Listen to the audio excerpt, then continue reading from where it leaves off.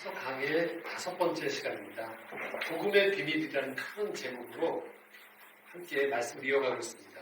오늘의 주제는 화평이라는 제목이고요. 에베소서 1장 11절부터 18절까지의 말씀을 함께 은혜를 나누도록 하겠습니다. 전 세계에서 가장 유명한 도시이면서 전 세계에서 가장 뉴스에 많이 나오는 도시가 한 군데 있어요. 예루살렘이에요. 예루살렘. 히브리어로 이 예루살렘이 샬렘이 우리가 하는 샬롬, 평화거든요. 평화의 도시예요. 이 뜻이 이 도시가 세 종교가 같이 함께 있죠. 유대교, 기독교, 이슬람교가 한 도시 안에 있어요. 평화의 도시란 이름과 어긋나게 가장 많이 싸우는 도시죠. 이 도시가. 기원전 한 1000년 정도쯤으로 추정되는데 다윗왕이 이스라엘 민족의 수도로 이 예루살렘을 정했었죠. 63년에 로마군에 함락된 이후에 로마의 국교가 기독교가 되면서 자연스럽게 이후에 이 기독교인들에게 이 기독교의 성지로 또 예루살렘이 자리매김을 하게 돼요. 638년에는 이슬람교도에 의해서 함락되면서 오랫동안 이들의 지배를 받게 돼요. 그래서 이 도시에는 유대교, 기독교, 이슬람교의 성지가 다 있는 것이죠. 지금 사진으로 보여주시는 황금색 돔이 가장 유명한 이 예루살렘 안에서 하라마슈 샤리프라는 성전산으로 불리는 곳이에요. 이게 왜 분쟁이 됐냐면 이슬람 입장에서는 무함마드가 여기서 승천을 하고 재림한 장소가 여기다라고 얘기하고 있어요. 기독교와 유대교에서는요, 우리가 모리아산이에요. 아브라함이 이삭을 바쳤던 곳으로 알고 있는 거예요. 이 도시가, 예루살렘 도시가 지형을 하나 보여드리면요, 이렇게 되어 있어요. 편제가 보시면 구역이 나눠져 있죠. 그리스도교, 그러니까 기독교 구역, 그다음에 이슬람교 구역, 유대교 구역, 그리고 아르메니아 구역 나눠져 있어요. 이 도시 안에 이 땅이. 그러면서 이제 지금 얘기한 대로 이슬람교도 구역 안에 지금 우리가 얘기했던 이 황금색 돔이 있는 거죠. 이 반경이 얼마냐면 1km예요. 1km 안에 지금 이 모든 게 다 들어와 있어요. 참고로 이 전 세계 인구가 80억 정도로 추정하는데요. 기독교인이 26억이고 무슬림이 20억 명, 유대인이 1,500만 명 정도 얘기하고 있어요. 그러니까 40억이 넘어가는 그 인구가 성지로 여기고 있는 곳이 지금 1km 반경 안에서 지금 여기 다 모여 있는 거예요. 왜 우리 아이들도 그렇고 지낼 때 보면 장소가 아주 넓어요. 근데 꼭 보면 한 장소에 와가지고 여기서 막 싸우는 경우 있죠. 타고 가는 장소 많은데 여기 와서 요거 앉겠다고 막 싸우는 것처럼 얼마나 전 세계가 넓습니까? 근데 가장 영향력이 큰 세 종교가 지금 요 1km 안에 모여서 이게 다 우리 성지라고 하면서 싸우고 있는 거예요. 더더군다나 우리가 알다시피 여기가 얼마나 평화의 도시가 아니고 화약고죠. 화약고. 언제 전쟁이 터질지 모르는. 그리고 실제 지금 전쟁이 일어나고 있죠. 2023년에 10월 7일에 하마스가 이스라엘을 상대로 해서 대규모 침공 공격을 감행하면서 이게 아직도 안 끝나고 있어요. 연일 폭격이 계속되고 있단 말이에요. 자, 우리가 이런 현실을 보면서 깨닫는 게 있어요. 평화라는 게 장수의 문제가 아니에요. 전통의 문제도 아니에요. 평화는 관계의 문제, 관계. 평화는 마음의 문제. 그러니까 장소만 옮겨지면 평화로울 것이다? 아니라는 거예요. 그다음에 자기네 전통만 잘 보존하면 될 것이다? 그렇지 않아요. 이 사실을 모르면 우리가 자꾸 장소만 옮겨지면 좋을 것이다. 그다음에 어떤 사람만 없으면 좋을 것이다. 내가 어디에 들어가기만 하면 될 것이다. 그런 생각들 종종 해요. 거기 가면 평화가 있을 것이다. 그렇지 않다는 거예요. 거기 가면 또 다른 사람이 있고 그 장소에 가면 또 다른 어려움이 있게 마련이죠. 결국 평화의 문제는 장소의 문제나 사람의 문제라기보다는 관계의 문제이고 그 평화를 내 마음에서 어떻게 바라보느냐, 다룰 수 있느냐, 그것들을 초청할 수 있느냐의 문제를 우리가 알 수 있다는 것이죠. 지금 한 가지 현상을 좀 바울이 표현하고 있는데요. 보겠습니다. 11절, 12절입니다. 함께 읽겠습니다. 그러므로 생각하라. 너희는 그때 육체로는 이방인이요 손으로 유체한 할례를 받는 무리라. 칭하는 자들로부터 할례를 받지 않은 무리가 칭함을 받는 자들이라. 그때 너희는 그리스도 밖에 있었고 이스라엘 밖에 사람이라. 약속의 언약들에 대하여는 외인이요 세상에서 소망이 없고 하나님도 없는 자이더니 라고 얘기하겠습니다. 교회 공동체가 있는데요. 이 교회 공동체 안에 지금 어떤 갈등이 있는 거예요. 어떤 갈등이 있냐면 이방인과 유대인의 갈등이에요. 참고로 전통적으로 유대교 입장에서는 이방인을 구원받지 못하는 사람으로 아예 치부를 했죠. 더더군다나 우리가 쭉 보았던 구약 성경에 보면 이방인과 사귀지 말 것을 요청했고 심지어는 가나안 정복 전쟁 가운데에서는 이방 민족에 대한 살육에 대한 정보들도 나와요. 그러다 보니까 유대민족 입장에서는 하나님이 우리 민족을 선택하셨고 다른 민족들은 다 구원받지 못하는 족속으로 애당초 생각했죠. 그러니까 우열을 둔 거죠. 우리도 우월한 존재들로 생각하는 거죠. 그리고 실제로 저들은 열등한 존재로 이야기하는 거예요. 이런 일들은 얼마든지 이 안에 벌어지거든요. 종교 안에서. 그래서 전통적으로는 유대교 안에서는 이방인은 돌보아야 되는 대상이었었어요. 그런데 이게 신약 성경으로 넘어오고 신약 시대가 전개되어지면서 이방인들이 사도행전 10장부터 쭉 펼쳐지는 받아들여진 거예요. 교회 공동체 안에서. 베드로가 환상을 보죠. 보자기가 내려오는 하늘로부터 3번을. 그러면서 부정한 음식이라고 먹지 않았던 유대인 입장인 베드로 입장에서는 먹지 않으려고 했던 음식을 하늘로부터 내려왔던 환상이 먹으라고 얘기했단 말이에요. 그러면서 하나님이 속되다 하지 않으셨다라고 거룩한 이들을 받아들이라는 계시를 베드로가 받아들여요. 그러면서 이 예루살렘 공동체 안에서 이방인들이 이제 들어오기 시작하는 거예요. 그리고 이들 안에서 되게 중요한 것 중에 하나는 전통적으로 이방인들을 가장 멸시했던 것들이 어떤 것이었냐면 할례 문제였어요. 할례를 받지 않은 자들이라 저들은 거룩하지 않다라고 얘기했던 거예요. 유대민족 입장에서는 그래서 하나님이 아브라함, 이삭, 야곱을 통해서 우리 민족을 택하셨고 우리에게는 성전이 예루살렘 성전이 있었고 우리가 할례 받은 족속이었다라는 것들이 있었는데 이게 예수 그리스도의 죽음과 부활로 인해서 이방인이 공동체 안으로 들어오기 시작하고 사도행전 15장에 예루살렘 공의회라는 게 있어요.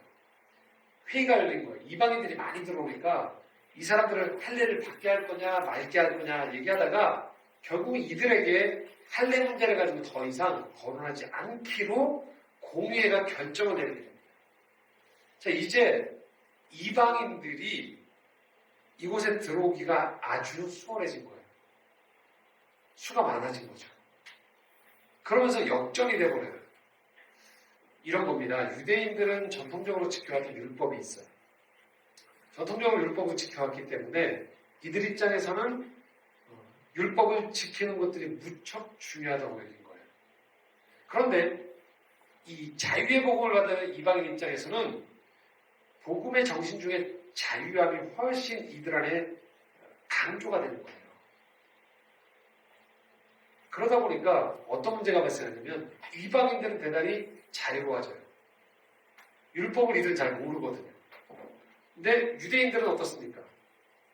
정해졌던 율법이 있단 말이에요.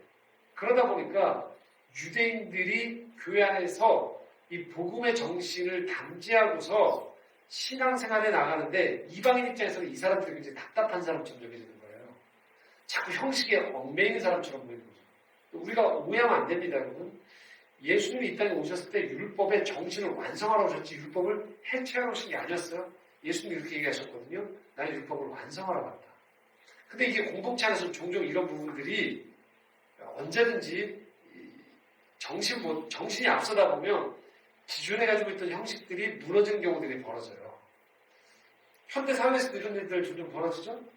모태신앙인이에요? 또는 부모님이 목회자였거나 이런 집들은 어떠냐면 주의 성수라는 개념들을 굉장히 중요시 여겨요. 지키려고 한단 말이에요. 근데 내가 중간에 믿은 분들 있죠. 중간에 믿은 분들은 좀 더 이 부분들에 있어서 주의 성수라는 개념보다는 예배의 정신에 좀 더 초점을 맞춘단 말이에요. 그래서 주의 성수를 안 하면 큰일 날 것처럼 생각하면서 열심히 다니는 분들을 보면 중간에 복음을 받아야 됐던 분들 입장에서 봤을 때는 뭐 주일 한 번 빠진다고 해서 큰일 나나? 왜 저렇게 주의 성수에 목을 매는가라고 율법주의자처럼 보일 수 있다는 거죠. 그런 것들이 이 교회 공동체 안에서도, 초대교회 공동체 안에서도 있었던 거예요. 거듭 말씀드리지만 이 예배 안에서 형식도 함께 가야 되고 정신도 함께 가는 것이 주님이 의도한 바예요. 무조건 형식을 무너뜨리는 것이 좋은 게 아니고요. 그런데도 불구하고 이 수가 많아지고 초창기에 이런 자유함에 대한 이야기들이 많아지다 보니까 공동체에서 이 역점이가 일어나는 거예요. 그래서 역점 현상이 일어나서 유대인들이 수세에 몰리게 된 거예요. 더더군다나 유대인 입장에서는 어떤 불편한 약점이 있냐면 아직도 동족 유대인들은 부활하신 예수 그리스도를 받아들이지 않는 사람들이 많거든요. 그들 중엔 여전히 부활한 예수 그리스도를 부인한 가운데에서 이 기독교 공동체를 핍박하거나 못마땅하게 여기는 이들이 있거든요. 그러니까 이 신약교회, 초대교회 입장에서 봤을 때 이미 우리는 자유의 복음을 받아들인 사람들이고 우리는 온전해졌다라고 사귀는 사람들 입장에서 봤을 때는 여전히 유대인들의 자신들의 공동체를 바라보는 시선은 불편했던 거죠. 근데 그 유대인들 중에서 공동체로 들어와서 기독교인이 된 사람들은 본인들은 자유로워짐을 경험했지만 여전히 자신의 가족들이나 친지들, 지인들이 여전히 유대교 안에 있었기 때문에 무언가 이들 안에는 부자연스러움이 있을 가능성이 많았던 거죠. 그래서 도리어 이 자유의 복음을 받았던 이방인들이 유대교에서 기독교로 넘어온 지체들에 대해서 때로는 무시하거나 그들을 소유하는 일들이 초대교회 안에 벌어졌다는 거예요. 그런 배경을 가지고 지금 바울이 이야기하고 있는 거예요. 뭐라고 이야기하는 거냐면 너희들도 12절에 보면 너희들도 그전에는 그리스도 밖에 있었다는 것들을 기억하라는 거예요. 그런데 너희들이 약속을 봤을 때는 외인처럼 여겨졌고 소망이 없던 사람이었음에도 불구하고 너희들이 이제 이 안에 들어왔다는 것들을 기억하라는 거예요. 자, 이것이 의미하는 바는 결국 인간이 가지고 있는 죄된 속성이 있어요. 이 죄된 속성은 조금의 이익이나 힘이 주어지면 그걸 가지고서 자신의 편함을 추구하죠. 다른 사람들의 힘든 상태에 대해서 외면하기 쉽다는 거예요. 억울하면 너도 내 위치가 돼. 너도 힘을 가져. 이렇게 이야기하게 돼요. 그게 죄된 사람들의 기본 속성이에요. 그런데 여기서 한 가지 사건이 발생하는 거죠. 13절에 우리 함께 읽겠습니다. 이제는 전에 멀리 있던 너희가 그리스도 예수 안에서 그리스도의 피로 가까워졌느니라. 인간들이 만들어 놓은 세상에서는 이렇게 인간들이 자기가 확보한 힘이나 기득권을 가지고 배제하는 일들이 벌어진단 말이에요. 그래서 인간들이 살아가는 세상에는 끊임없이 경쟁이 있고 차별이 있고 무시와 회피가 있어요. 무시당한 사람들은 그에 따른 분노가 있어요. 그런 세상에 하나님이 한 사건을 벌이신 거예요. 그 사건이 바로 예수 그리스도의 십자가의 죽음과 부활이었어요. 이로 인해서 인간들이 끊임없이 만들어놔서 도저히 답이 없는 것처럼 보였던 현실이 장벽들이 무너지는 일이 벌어지기 시작했어요. 그래서 예수 그리스도의 피로 인해서 전에는 유대민족이 우월한 기득권을 가지면서 다른 민족들을 배제했던 이 장벽이 무너져 버리면서 이방인이 들어올 수 있게 된 거죠. 하나가 되는 거예요. 여기 전제가 있다는 거예요. 지금 이방인들에게 바울이 뭐라고 얘기하느냐. 너희들이 그리스도에게 가까워지게 되는데 그게 어떻게 가까워졌느냐. 그 중심에 무엇이 자리 잡고 있느냐. 그리스도의 피라는 거예요. 예수 그리스도의 십자가의 죽음과 부활이 너희로 하여금 하나가 될 수 있게 만들었다는 거예요. 자, 여기에서 아주 중요한 전제가 우리에게 주어졌다는 걸 알 수 있어요. 그것은 사람들이 하나가 될 수 있는 근거는 예수 그리스도의 죽음과 부활, 피라는 거예요. 이것은 우리가 어떤 상태인 것을 다 전제를 가지고 얘기하느냐? 우리가 다 죄인이라는 거예요. 다 죄인이라는 거예요. 우리 모두가 구원이 필요한 존재들이라는 얘기라는 거예요. 자, 생각해 보십시오. 우리는 당당해질 때가 있어요. 살면서. 언제 당당해지냐면 내가 잘할 때, 아쉽지 않을 때 내가 대단히 당당해져요. 대표적인 게 어떤 거냐면 저도 운전하면서 그 생각 종종 하거든요. 운전하실 때 여러분 운전해 보시거나 이렇게 앉아보시면 어떤 생각을 하시냐면 여러분들이 운전하고 있는데 어떤 차가 끼어들어요. 그럼 어떻게 생각하시죠? 참 개념이 없다. 저 뒤에서부터 좀 미리 준비해서 끼어들어오지, 들어오지. 저렇게 얌체같이 중간에 끼어드냐. 그 생각 하시죠? 운전하면서. 근데 내가 끼어들 때 어떻게 됩니까? 바빠서 그래요. 바빠서. 신호를 잘 못 봐서 그래요, 지금. 여기 낯선 곳이라 내가 끼어들어오는 거예요. 나는 분명히 끼어들 때 어떻게 해요? 분명히 이유가 있어요. 분명히 이유가 있는 거예요. 그리고 뭘로 해결해버리죠? 네, 깜빡이 끼면 이제 다 들어오고 이해하시죠? 이렇게 하고 들어간단 말이에요. 근데 남들이 끼어들면 뭐예요? 반드시 우리가 불편해져요. 내가 나 우습게 보나? 내 간격이 너무 많이 벌려놨나? 이런 생각도 들고 참 이기적이야. 누군 뭐 할 줄 몰라서 여기까지 줄 서 들어온 줄 아나? 그 생각을 한단 말이에요. 왜 그래요? 내가 아쉽지 않으니까. 이런 겁니다. 우리가 모자라다는 것, 부족하다라는 걸 인정해요. 그러면 화평의 단계로 들어가게 돼요. 우리가 부족하다는 걸 알면. 근데 우리가 그렇지 않다고 생각하면 답답해집니다. 세상. 그리스도의 피로 가까워졌다라는 것은 우리가 이걸 뭘 말하느냐? 그리스도의 피로 가까워졌다는 건 그리스도의 피가 아니면 다 함량 미달의 사람들이에요. 우리가 공동체에 들어올 자격이 없다라는 거예요. 우리가 지금 한 공동체로 들어올 수 있는 건 어떻게 들어올 수 있다?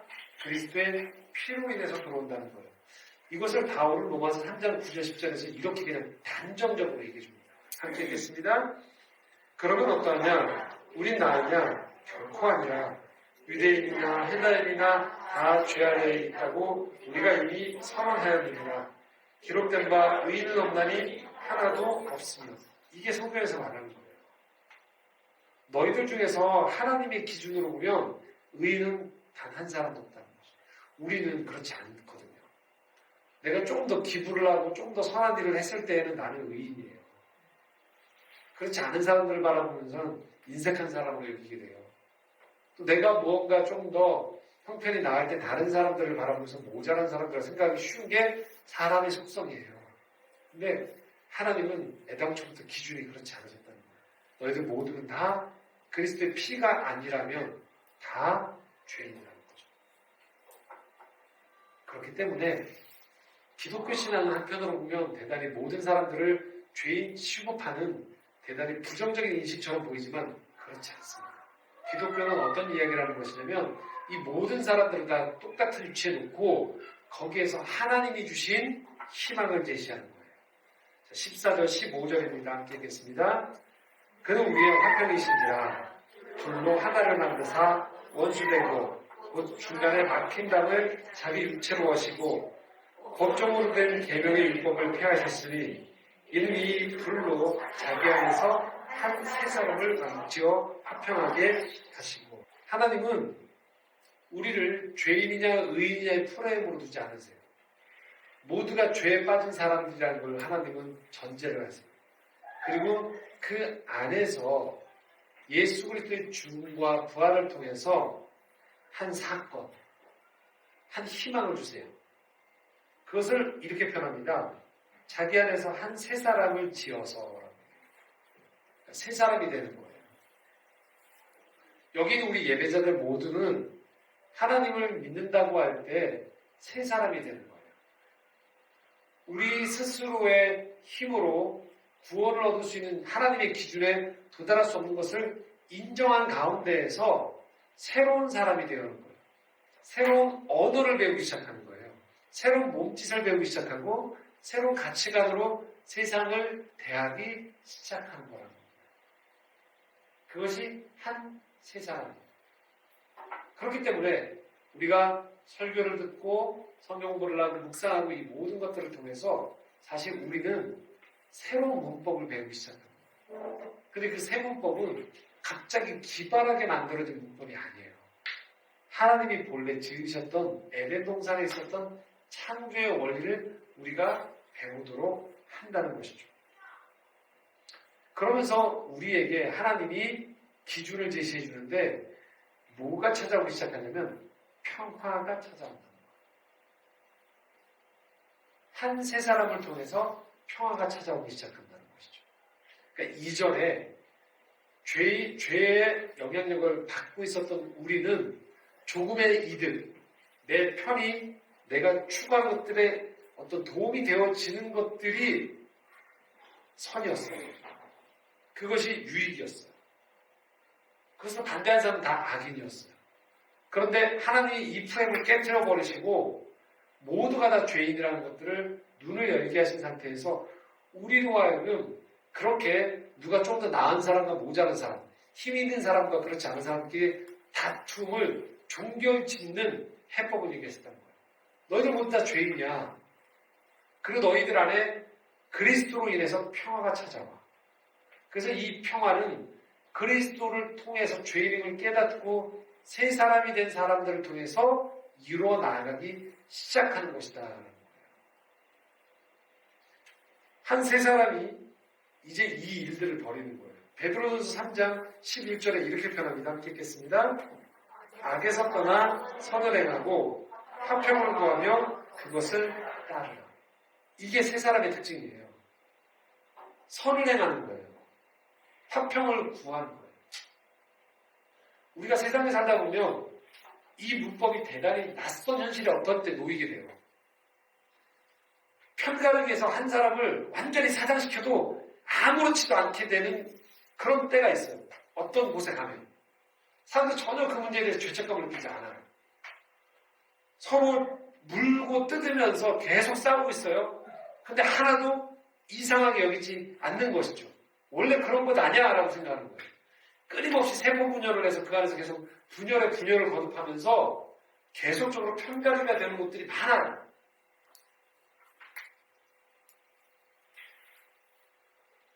사람들이 중요시 여기는 건 선이 아니고 얼마나 이득이 되느냐. 여기에 온통 집중되어 있죠.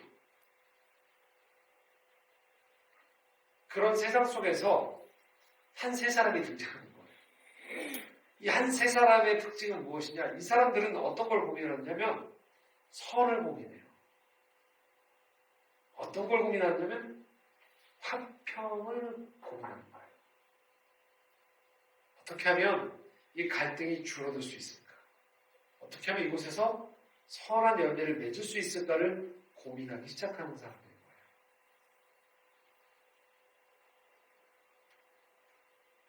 이런 것들이 우리가 세상을 살아가다 보면 대단히 어떤 공익적인 것들을 추구하고 선함을 추구하는 곳인 그런 단체들인 곳이라고 생각해서 우리가 함께 참여해도 깊이 들어갈 때 보면 굉장히 실망할 때가 많아요. 어떻게 이럴 수 있는가. 겉으로 우리가 되게 아름다워 보였고 대단히 좋아 보였음에도 불구하고 달라지는 것이죠. 근데 그렇지 않을 때 오늘도 세상에서 이런 옳고 그름이 언제든지 들어올 수도 있고 신앙 공동체 안에도 언제든지 이것들이 들어올 때 누가 맞냐 틀리냐를 고민하기 시작할 때 더 이상 우리가 선을 행하는 것, 화평을 구하는 것들이 우선순위에 밀려지게 되는 거죠. 왜? 세상의 프레임이 고스란히 우리 안에 들어올 때 이것이 당연하다고 생각하거든요. 주변에 물어보면 다 그것이 맞다고 얘기하거든요. 그런데 한 세 사람이 된 공동체 입장에서는 그것이 맞지 않는 거예요. 선을 행하는 것, 화평을 구하는 것들이 우리가 추진해 나가야 되는 궁극적인 방향이기 때문에 그렇습니다. 그래서 이 화평을 추구해야 되는 것들이 결국 우리에게 어떤 유익으로 다가오느냐 16절에 18절입니다. 함께 읽겠습니다. 또 십자가로 이 둘을 한 몸으로 하나님과 화목하게 하려 하십니다. 원수된 것을 십자가로 소멸하시고 또 오셔서 먼데 있는 너희에게 평안을 전하시고 가까운 데 있는 자들에게 평안을 전하셨으니 이는 그로 말미암아 우리 둘이 한 성령 안에서 아버지께 나아감을 얻게 하려 하십니다. 평화를 추구하면 무엇이 찾아오냐면요. 16절에 보면 하나님과 화목하게 돼서 십자가로 이 불화되는 것들이 소멸하게 되어지면 17절에 너희에게 무엇이 찾아온다고요? 평안이 찾아온다. 하나가 될 때 평안이 찾아오는 거예요. 그래서 주님이 평화를 구하라고 하는 거예요. 끊임없이 전쟁을 통해서 이겨요. 이긴 사람들은 다시 뭘까요? 두려워져요. 언제 보복이 찾아올까. 그리고 더 많은 힘을 가져야 되는 거예요. 그리고 피해자들로 통해서 진 사람들이 원망과 저주가 끊임없이 주변을 도는 것이죠. 평안할 수가 없어요.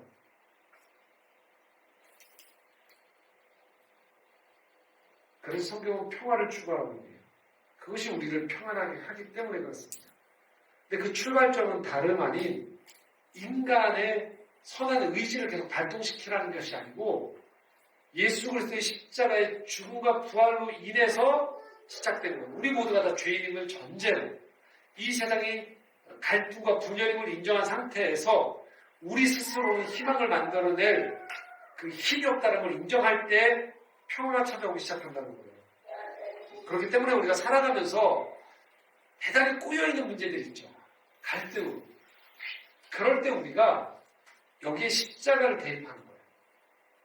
십자가의 죽음과 부활을 대입해 본다는 거예요. 이런 겁니다. 내가 십자가를 대입하지 않을 때는요, 절대 이 부분은 안 된다라고 내가 고수하는 입장이 있어요. 거기에는 고정관념이 들어가기도 해요. 자존심이 들어가기도 해요. 집착이 들어가기도 해요. 여태까지 해왔던 게 이만큼이 왔는데 라고 하면서 포기하지 않는 거예요. 또는 그 안에 절망이나 포기했던 것들이 깊이 내재되어 있기도 해요. 자, 우리가 십자가의 죽음을 이걸 맡긴다는 건 어떤 의미냐? 하나님께 이것을 맡긴다는 걸 말하는 거예요. 십자가 앞으로 그걸 가져간다는 걸 말하는 거예요. 거기서 한 번의 죽음을 경험한다는 거예요. 그러니까 부정한다는 걸 말하는 거예요. 내 방식을 한 번은 부정한다는 걸 의미하는 거예요. 그럴 때 내가 십자가 앞으로 나아가서 이것들을 부정할 때, 죽일 때 거기에서 하나님께서 하나님의 방법에 부활을 일으키신다는 거예요. 죽기 전에 절대 안 보이는 거예요. 죽기 전에 절대 보이지 않았던 해법이 드러나요. 새로운 문이 열리게 되는 거예요. 그래서 계획이 수정되어지고 희망이 보이기 시작하는 거예요. 이 희망은 이전에 내가 반드시 이겨서 만들어내겠다는 희망과는 전혀 다른 차원의 희망이 도래하는 것이죠. 자, 제가 이렇게 이해해도 여러분들이 반드시 마음속에서 이런 마음이 올라오시는 분이 있어요. 목사님 도저히 무슨 말인지 모르겠어요. 그러면 제가 이렇게 말씀을 드리는 거예요. 여러분이 지금 겪고 있는 그 문제들을 지금 얘기했던 대로 십자가 앞으로 가져가서 들여보시는 거예요. 죽어보지 않고, 그 문제를 죽어보지 않고서는, 경험하지 않고는 밖에서 이것들을 바라보면서는 절대 이 죽는다는 것이 무엇인지, 부활한다는 것이 무엇인지를 절대 알지 못해요. 근데 한 번이라도 내 인생에서 이 문제 앞에서 십자가 앞으로 이것들을 가져간 가운데서 하나님이 주시는 생각과 마음을 받겠다라고 하면서 내 것들을 죽여본 경험을 한 번 하기 시작하면 이것이 어떤 의미인지를 알게 돼요. 아, 진짜 죽음은 죽는 게 아닌 거구나. 그 죽음의 부활이구나. 이 부활은 하나님이 주시는 거구나. 하나님이 주시는 마음이구나. 하나님이 주시는 생각이구나라는 것들을 우리가 알기 시작합니다. 그럴 때 비로소 사랑할 용기가 생겨요. 비로소 우리가 선을 행할 용기가 생겨요. 화평을 추구할 용기가 생기기 시작한다. 그러므로 오늘 우리가 이 땅을 바라보는 가운데 여전히 많은 전쟁, 다툼, 분쟁이 있죠. 우리가 기도해야 되는 것은 무엇인가요? 그곳에 화평이신 예수 그리스도가 임하기를 원하는 거예요. 그곳에 십자가의 정신이 임하기를 기도하는 거예요. 얼마나 우리가 살아가는 세상에 무너지고 흐트러지고 깨진 것들이 많습니까? 개인의 관계도 그렇죠. 나라와 나라의 문제도 그렇죠. 그리고 세대 간의 문제에서도, 성별의 문제에 있어서도, 빈부의 문제에 있어서도 계속적으로 이런 갈등과 분열이 계속되어지고 있어요. 기도해야 됩니다. 이곳에 십자가의 은혜가 임하고 그리스도의 진정한 평화가 임하도록 오늘 우리의 이기심 한계로 말미암아 끝났다고 하는 그곳에 예수 그리스도가 임할 때 그곳에 평화가 찾아오는 거예요. 그렇기 때문에 오늘도 무수히 춥고 죽임을 당하는 현실 속에서 예수 그리스도의 십자가 복음은 그분이 우리에게 화평을 주신다는 건 사실 우리에게 대단한 위로가 되는 거예요.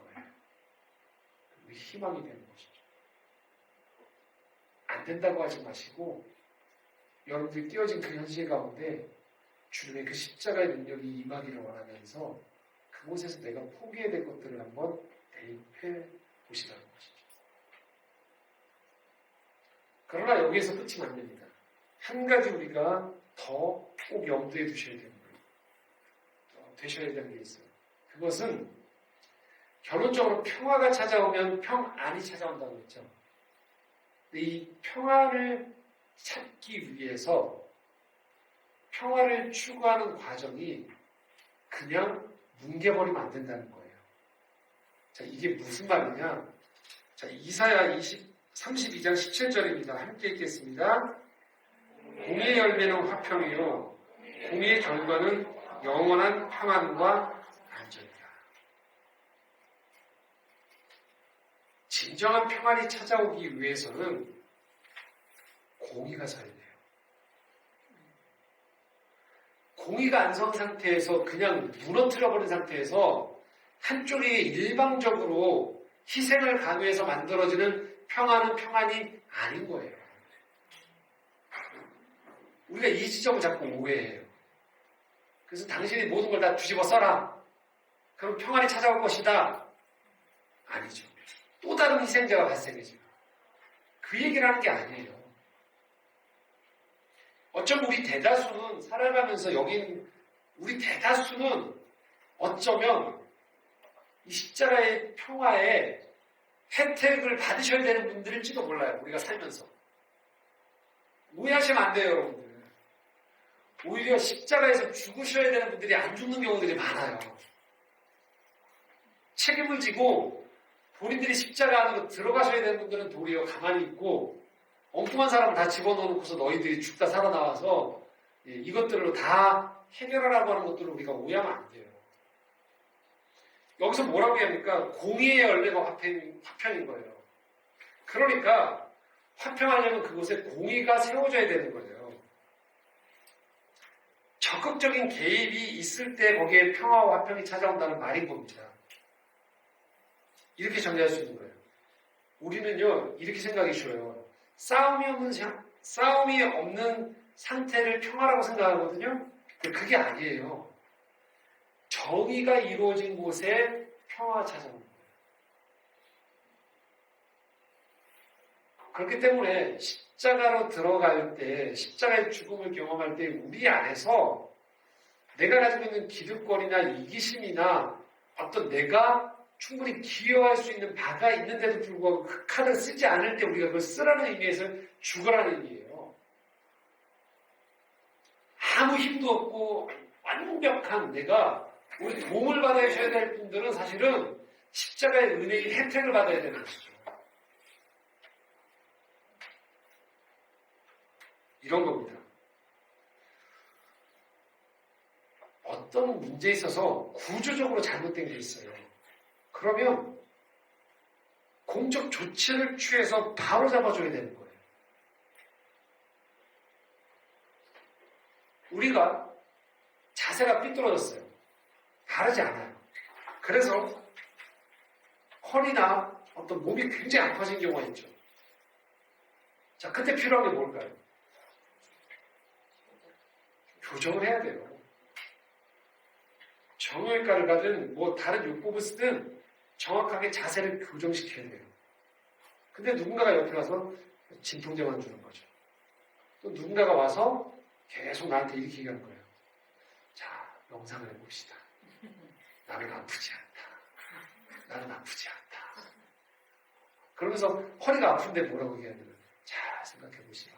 다른 부위는 아프지 않지 않느냐.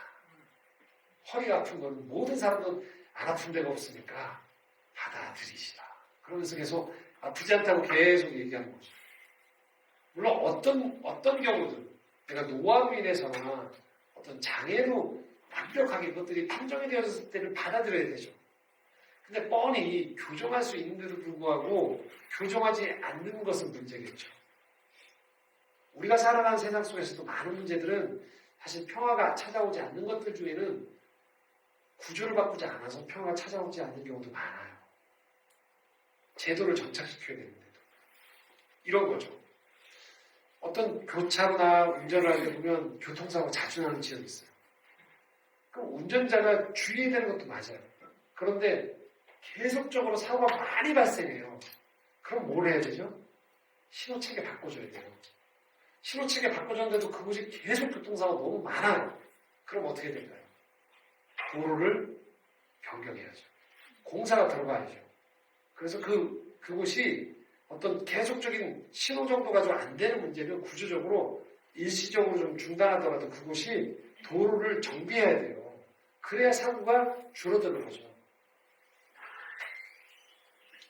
개인의 결단과 용서도 필요합니다. 그런데 사회 전체가 바뀌어야 되기 때문에 그것들을 위해서도 수고하는 사람들이 필요한 거예요. 그렇기 때문에 십자가의 의미는 개인적으로도 필요하지만 사회적으로도 필요해요. 잘 설득하고 대화하는 과정을 통해서 누군가가 자신이 가지고 있던 편견들을 내려놓는 것도 필요하거든요. 그리고 설령 제도가 잘 정착되어지면 악한 사람이나 분쟁꾼들이 그 안에 들어오더라도 제도가 잘 정착되어 있으면 그것들이 좀 침범하지 못하도록 막는 효과들이 있어요. 그래서 웬만해서는 그곳이 가지고 있는 질서나 평안이 깨어지지 않도록 그런 것들이 있다는 거예요. 그렇기 때문에 우리가 이 평화라는 이야기를 할 때는 반드시 개인적인 결단 못지않게 여러분들이 사회적인 것들에 대한 것들도 보셔야 된다는 거예요. 이것들이 좀 더 정착되어지고 중장기적으로 평화가 찾아올 수 있도록 어떻게 하면 보완할 수 있는가? 한 사람의 선의에만 맡기지 마는 것이죠. 그렇기 때문에 이 세상에서 우리가 그리스도인으로 살아간다는 것은 개인적으로도 또 관계적이거나 공적으로도 평화를 추구하는 사람들이 되어져가는 거예요. 그럴 때 세상이 우리를 향해서 이렇게 말한다는 거예요. 마태복음 5장 9절입니다. 함께 읽겠습니다. 화평하게 하는 자는 복이 있나니 그들이 하나님의 아들이라 일컬음을 받을 것입니다. 평화를 추구하는 사람들이 다 내 이익만 우르르 다녀가고 편가르게 해서 그 편에 들어가면 안심하는 세상 속에서 누군가가 이 갈등을 줄이기 위해서 노력하는 거예요. 헌신하는 거예요. 기도하고 노력하는 거예요. 그럴 때 사람들은 우리를 바라보면서 그리스도인들을 바라보면서 저 사람들 왜 저렇게 하지? 라고 할 때 저 사람들이 하나님을 믿는 사람이라는 것들을 우리가 알게 되어지는 것이죠. 화평케 하는 일은요 남들이 잘 안 알아줘요. 그래서 하나님이 알아주시니 우리에게 위로가 되는 거예요. 여러분이 있는 곳에서 화평을 위해서 노력할 때 종종 그런 생각 드실 거예요. 이거 누가 알아주나? 저렇게 약삭빠른 사람들이 다 모든 인권들을 가져가는데 그런데도 불구하고 끝까지 어떤 공동체나 어떤 모임이나 내가 있는 관계 안에서 이 화평을 위해서 끝까지 노력하는 분들이 있어요. 그분들에게 하나님의 위로가 임한다는 거예요. 하나님 그 화평하게 하는 노력들을 사람들은 스쳐 지나갈 수 있어도 하나님이 기억하세요. 그 사람의 화평을 위한 노력들, 눈물들, 헌신들을 하나님은 기억하십니다.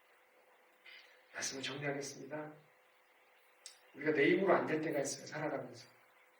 그럴 때 우리가 기도하는 거예요. 주님 화평하게 해주십시오. 그리고 여러분들이 지금 화평한 일을 위해서 수고하고 계시다는 여러분 포기하지 마시기 바랍니다. 그리고 또 한 가지 하실 수만 있다면 여러분 살아가시면서 화평을 위해서 살아가는 사람들의 좋은 그림들을 좀 많이 보실 수 있으면 좋겠어요. 약삭빠르게 이득을 취해서 잘 살아가는 사람들만 보시면서 속상해하지 마시고요. 이 세상에서 화평의 씨앗을 뿌리고 화평의 밭을 개간하고 화평의 정원을 갖고 가면서 사람들에게 많은 유익을 주려고 노력하는 사람들 분명히 세상에 있습니다. 그 사람들을 여러분 자꾸 만나시고 그림들을 보면서 그 사람들을 통해서 용기를 얻는 거죠. 그 사람들 통해 지혜를 얻는 거죠. 그래서 여러분 삶의 자리에서 그렇게 화평의 정원을 갖고 갈 수 있는 우리 모두가 될 수 있기를 소망합니다. 기도하겠습니다.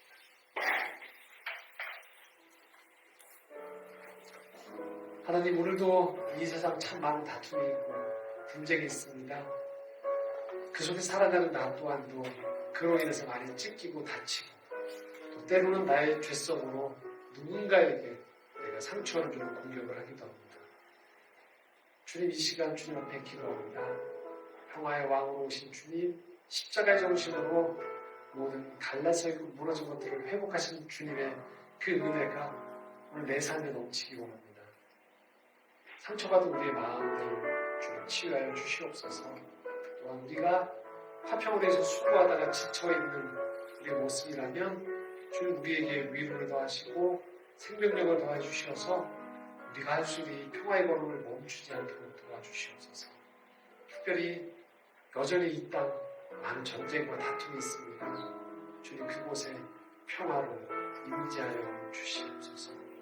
예수 그리스도의 이름으로 기도드립니다. 아멘.